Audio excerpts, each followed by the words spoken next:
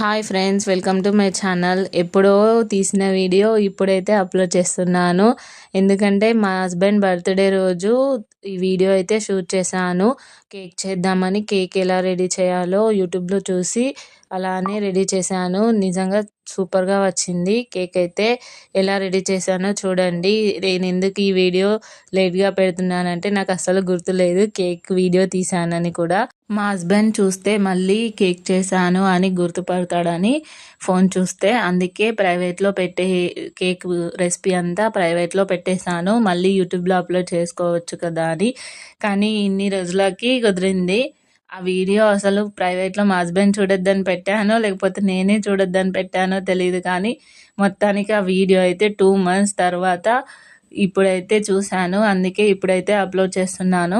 నిజంగా కేక్ అయితే సూపర్గా వచ్చింది. మళ్ళీ దాంట్లో ఓరియో బిస్కెట్లో ఉండే వైట్ క్రీమ్తోనైతే చిన్నగా ట్రై చేశాను. ఐడియా లేదు ఎలా చేయాలని, కానీ ఫ్లవర్ అయితే ట్రై చేద్దాము, వస్తుందో రాదో అనుకున్నా, కానీ ఫ్లవర్ అయితే సూపర్గా వచ్చింది.